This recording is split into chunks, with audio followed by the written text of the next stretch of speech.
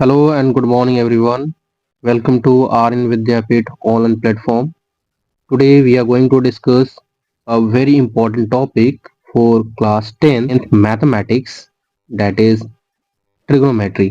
तो आप लोग जो है पेन और पेपर के साथ जो है तैयार हो जाइए और हेडिंग डालेंगे ट्रिग्नोमेट्री। ट्रिगोनोमेट्री।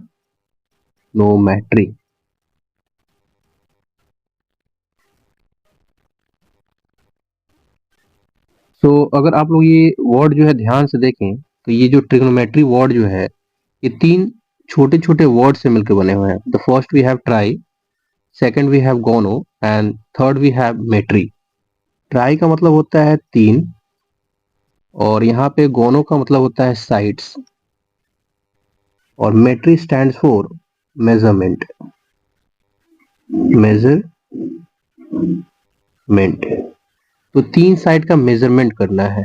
तीन साइड का मेजरमेंट करना है with respect to their angles.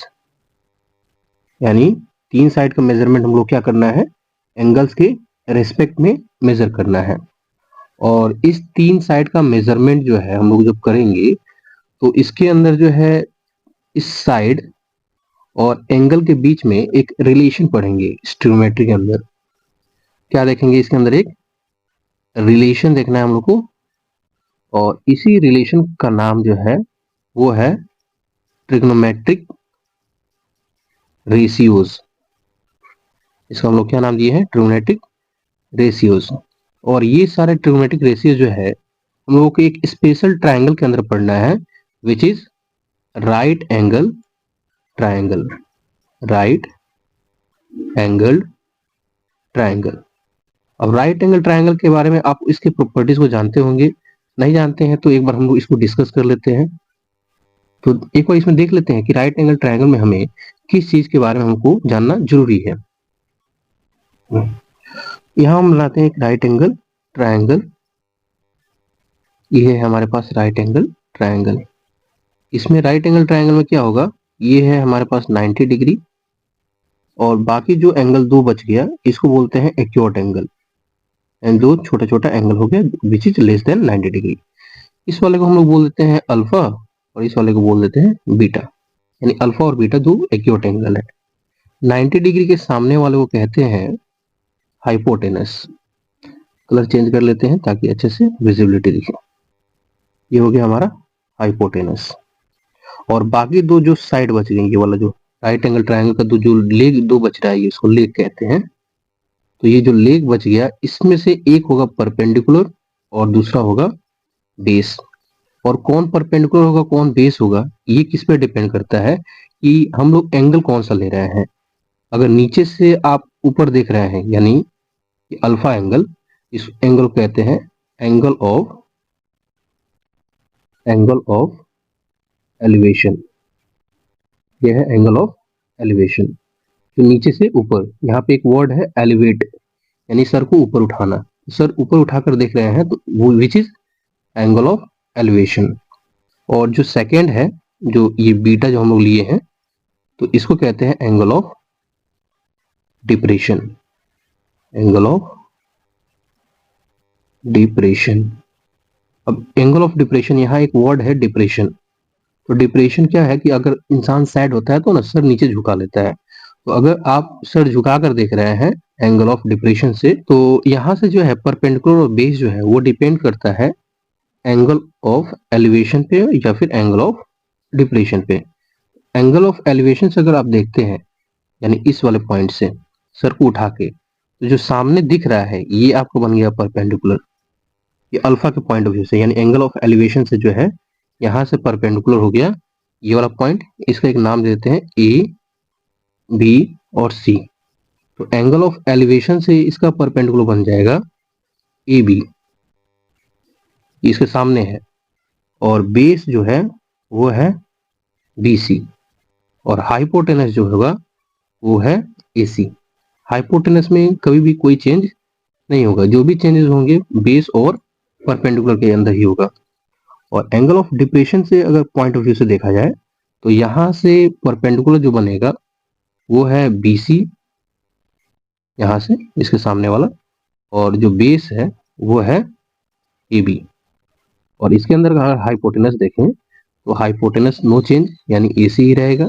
तो आप लोगों को दो चीजों पे ध्यान देना है, एक तो एंगल ऑफ एलिवेशन पे और दूसरा एंगल ऑफ डिप्रेशन पे। इसी दो एंगल पे ही जो है डिपेंड करता है कि परपेंडिकुलर कौन लेना है, बेस कौन सा लेना है। आई होप आप लोग को ये क्लियर होगा। अब चलते हैं ट्रिग्नोमेट्रिक रेशियोज पे।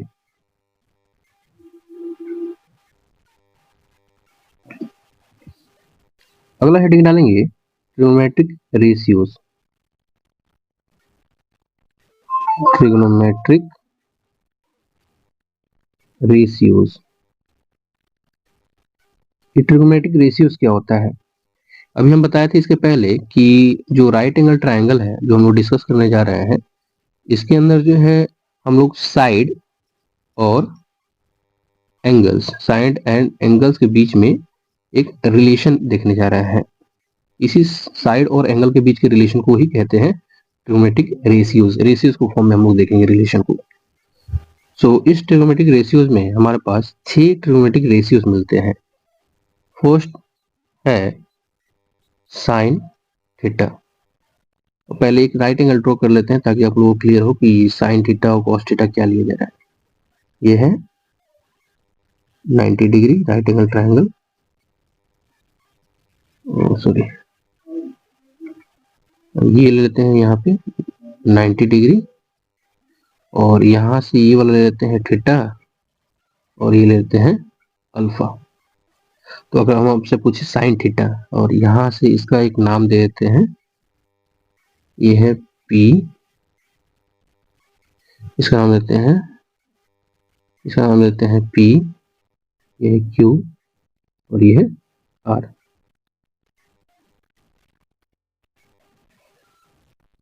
तो यहाँ से अगर साइन थीटा लेते हैं तो यहाँ देखना है कि थीटा है, साइन थीटा का फॉर्मूला होता है पी बाई एच। तो थीटा यहाँ पे एंगल ऑफ एलिवेशन पे लिया गया है, तो एलिवेशन इसके सामने वाला जो है परपेंडिकुलर बन जाएगा, यानी ये मेरा परपेंडिकुलर है, ये मेरा बेस है और ये मेरा हाइपोटेनस है। तो यहाँ से साइन थीटा क्या हो जाएगा, परपेंडिकुलर है पी क्यू, तो यहाँ से हो जाएगा पी क्यू परपेंडिकुलर हो गया, और हाइपोटेनस है पी आर। हाइपोटेनस तो कभी भी चेंज नहीं होने वाला है। सिमिलरली इसी तरह कॉस का अगर देखा जाए, सेकेंड में कॉस थीटा, कॉस थीटा होता है बी बाई एच। यहाँ पे हम भी एंगल जो ले रहे हैं वो एंगल ऑफ एलिवेशन ही ले रहे हैं सारे रेशियोज में। यहाँ से अब बेस बन जाएगा, अब बेस यहाँ पे क्यू आर है बाई पी आर, हाइपोटेनस तो चेंज नहीं होने वाला है। थर्ड है tan थीटा, tan थीटा का एजम्पशन लिया गया है P by B, perpendicular by base. तो यहाँ से थीटा से जो है परपेंडिकुलर हो गया पी क्यू, तो पी क्यू लिख लेते हैं, और इसके बाद यहाँ से क्यू आर इसका बेस है, तो यहाँ से क्यू आर। तो ये जो है 3 ट्रिग्नोमेट्रिक रेशियोज हो गए, और इसी के रेसिप्रोकल 3 और हैं, और ये कौन कौन से हैं? पहला है साइन का कॉसेक, चौथा नंबर कॉसेक थीटा, जो इसका उल्टा हो जाएगा, यहाँ पी बाई एच है तो यहाँ पे हो जाएगा एच बाई पी। पांचवा नंबर पे है सेक थीटा, यहाँ पे बी बाई एच है तो यहाँ पे हो जाएगा एच बाई बी। और 6 नंबर पे है कॉट थीटा, अगर यहाँ पे पी बाई बी दिया हुआ तो इसका रेसिप्रोकल हो गया बी बाई पी। तो ये जो है 6 ट्रिग्नोमेट्रिक रेशियोज है, और इसी ट्रिग्नोमेट्रिक रेशियोज का यूज करके हम लोग पहला क्वेश्चन सॉल्व करने जा रहे हैं एनसीईआरटी का। तो चलिए पेन और पेपर के साथ आप रेडी हो जाए। एनसीईआरटी का पहला क्वेश्चन दिया हुआ है एक्सरसाइज 8.1 का, पहला में लिख लेते हैं इसका सॉल्यूशन। फर्स्ट का सॉल्यूशन करेंगे। एक क्या दिया हुआ है, given that in triangle ABC, पहले एक ड्रॉ कर लेते हैं राइट एंगल ट्राइंगल। ये हमारे पास है राइट एंगल ट्राइंगल ABC, और यहाँ पे राइट एंगल जो है वो B पे है, इसलिए यहाँ पे B रखा गया है राइट एंगल पे 90 डिग्री। 90 डिग्री के सामने वाले को बोलते हैं हाइपोटेनस। हाइपोटेनस का भी चेंज नहीं होगा। जो भी चेंज होगा वो अदर परपेंडिकुलर और बेस चेंज हो जाते हैं, वो on the basis of their acute angles. ये दो जो एंगल बन रहा है इसी के बेसिस पे जो है हम लोग बताएंगे कि परपेंडिकुलर कौन सा है और बेस कौन सा है। इसमें क्या दिया हुआ है, A B is equal to, A B दिया हुआ है 24 सेंटीमीटर एंड बी सी जो है वो है 7 सेंटीमीटर। और फाइंड क्या करना है हम लोग को, फर्स्ट नंबर में है साइन ए और कॉस ए, सेकेंड है साइन सी एंड कॉस सी। तो पहले तो यहाँ पे दिखना है कि साइन ए, अगर यहाँ से साइन ए से निकालते हैं तो परपेंडिकुलर मेरा बन जाएगा सामने वाला, ये परपेंडिकुलर बन जाएगा, और ये बेस ए से, अगर ए से देखते हैं तो यानी एंगल ऑफ डिप्रेशन से ये परपेंडिकुलर है और ये बेस है। तो यहाँ देख रहे हैं ए बी तो पता है कि ए बी 24 सेंटीमीटर है और बी सी जो है वो 7 सेंटीमीटर है, लेकिन ए सी का वैल्यू पता नहीं है, हाइपोटेनस पता नहीं है। तो क्या करना होगा, तो आप लोगों ने जो है एक थ्योरम पढ़ा होगा, पाइथागोरस थ्योरम। पाइथागोरस थ्योरम का यूज करके हम लोग हाइपोटेनस का वैल्यू जो है फाइंड आउट कर सकते हैं। चलिए इस पाइथागोरस का यूज करते हैं। पाइथागोरस थ्योरम क्या करते हैं, पाइथागोरस थ्योरम लिख देंगे यहाँ पे, using Pythagoras theorem. Pythagoras theorem क्या कहता है, Pythagoras theorem talks about hypotenuse square is equal to perpendicular square plus base square. इस फॉर्मूला का यूज करके हम हाइपोटेनस का वैल्यू फाइंड कर लेंगे। तो यहाँ से हाइपोटेनस निकालिए, क्या होता है, हाइपोटेनस परपेंडिकुलर दिया हुआ है यहाँ से, तो इसी को भी परपेंडिकुलर और बेस अभी शुरुआत में मान लेंगे क्योंकि यहाँ पे सम है।